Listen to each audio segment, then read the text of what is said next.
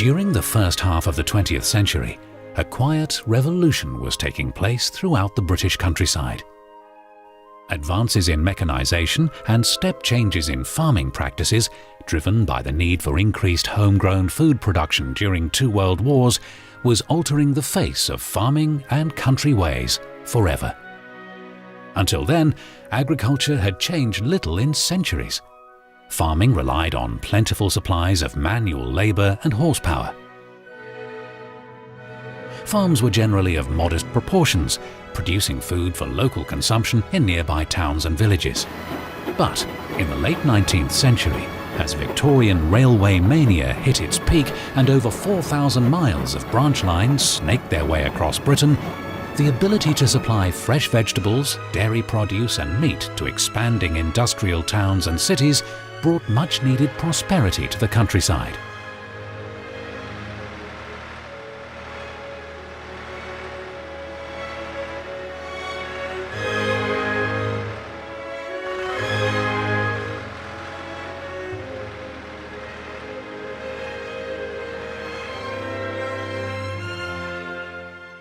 These changes were not lost on Noel James, a land agent to the owner of the Bicton estate. James saw the pace at which farming was evolving and believed something should be done to preserve the machines and artifacts of rural life. He visited several hundred tenanted estate farmers and set about collecting surplus and redundant items that became the foundation of the Bicton Countryside Museum.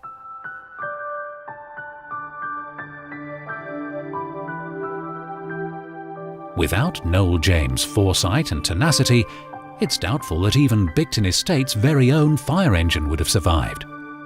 Dating from 1831, it almost certainly saw action when fire ripped through the east wing of Bicton House in 1864. James' legacy continues to grow.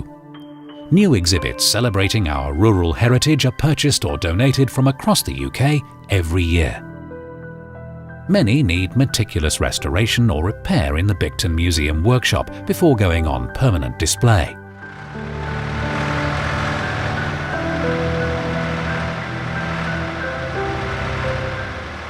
Perhaps the biggest threat to horsepower, and a clear sign that things were about to change forever, is this 1917 Fordson Model F tractor. Designed by Henry Ford, it was the world's first mass-produced tractor. This early example is one of 5,000 units made in Detroit, Michigan, before production transferred to the UK. The all-British Saunderson tractor enjoyed a brief spell of popularity during the First World War, when farm labour was in short supply. But it never competed successfully with the Fordson. At the dawn of the 20th century, steam power was everywhere. Coal was a cheap and plentiful fuel source, and steam drove factory machinery, pumped mines, powered ships and railway engines, and, unsurprisingly, also became a mainstay on the land. The prospect of food shortages during the First World War had put pressure on farmers to increase production. Although they rose to the challenge, weaknesses were exposed in traditional farming methods, due largely to the scale of production. By the mid-1930s, with Britain once more under the threat of war, large-scale clearance of non-productive agricultural land was made a priority. It was steam power, in the form of traction engines, which undertook much of the heavy clearance work, such as uprooting mature trees and hedgerows. And when it came to powering threshing machines, elevators and other static farm equipment, steam engines offered proven reliability and could deliver much more power than most petrol-driven tractors of the day.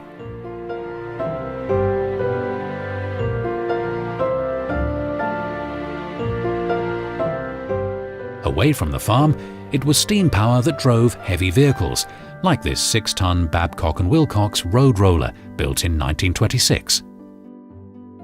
The Countryside Museum is renowned for its collection of vintage farm machinery, and testament to the skills of wainwrights and wheelwrights is everywhere. The timber detailing on this threshing machine is a work of art, yet its form and function remains steadfastly agricultural. Even this elevator used for stacking sheaths of hay and straw exhibits the work of a craftsman.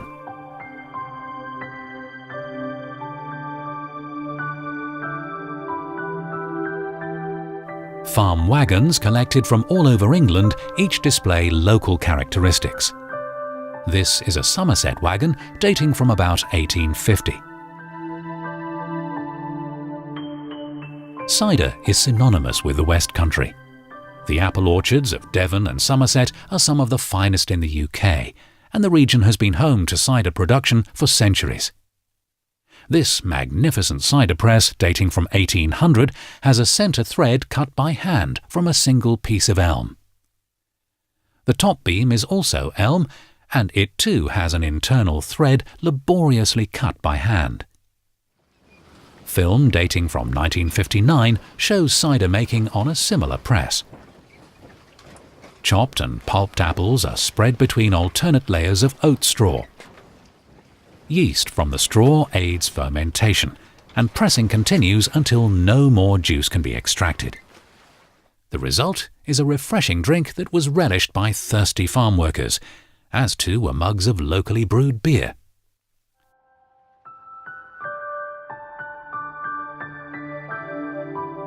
Cheese, clotted cream and butter are among the dairy products for which the Southwest is famed.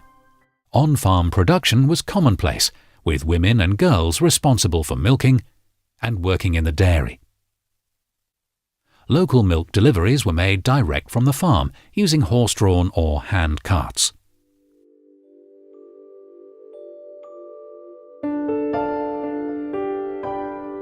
Dairy farmers profited from fast and reliable rail links to major towns and cities, and the milk train was a familiar sight at country stations.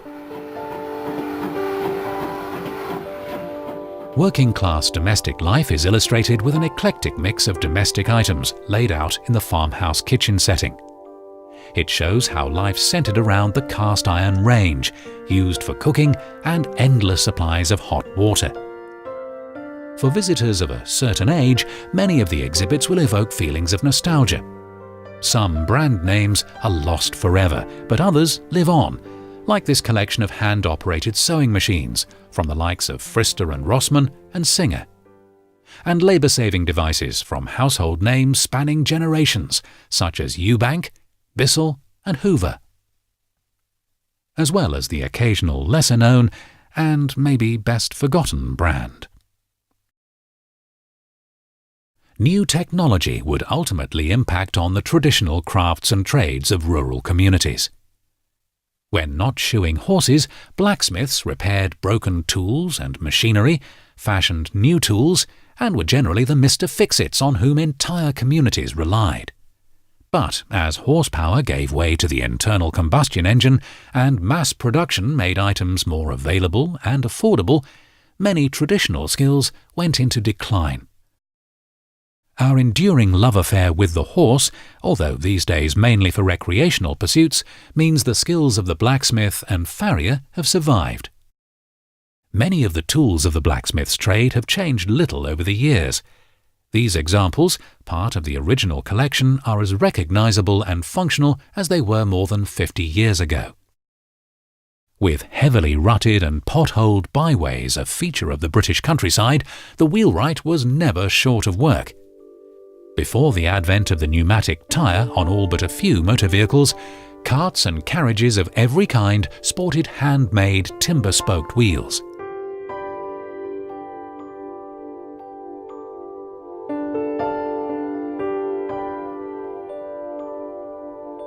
The thatcher's art has changed little over the years.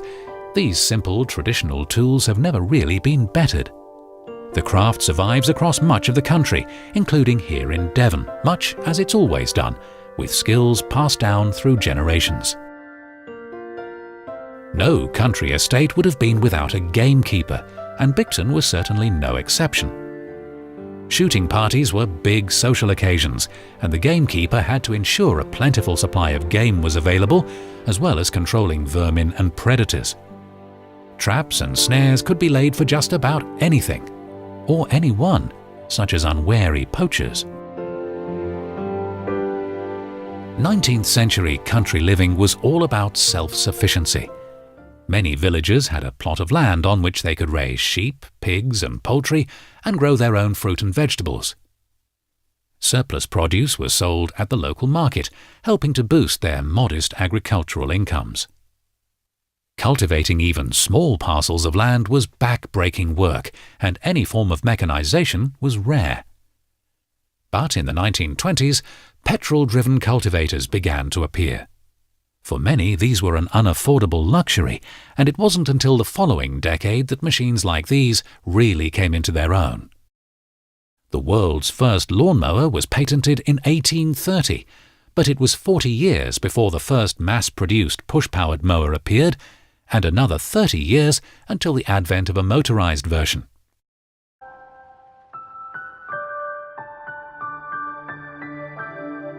The variety and diversity of exhibits in the Bicton Countryside Museum is breathtaking, and only by exploring at your leisure will you begin to appreciate the scope of this unique time capsule.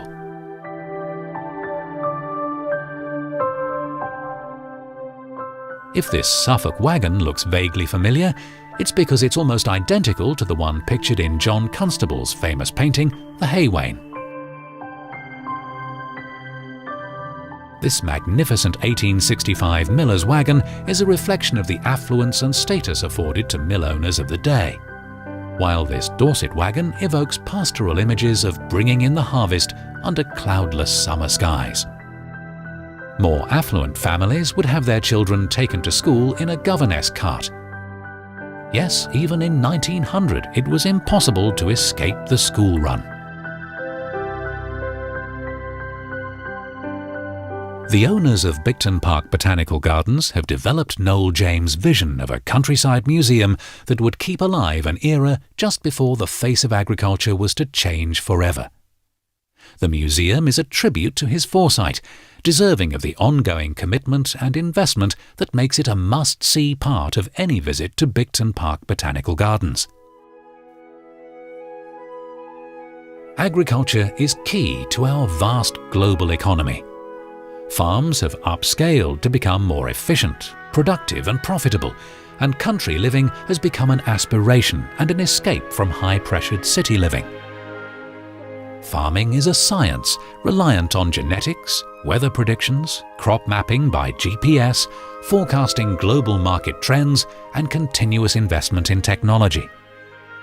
Country living is big business, the ultimate lifestyle achievement, the reward for years of urban routine, a playground, and a place for relaxation or solitude. Change is inevitable, but whether the changes that have taken place in the British countryside throughout the last 150 years are all for the better is for you to decide.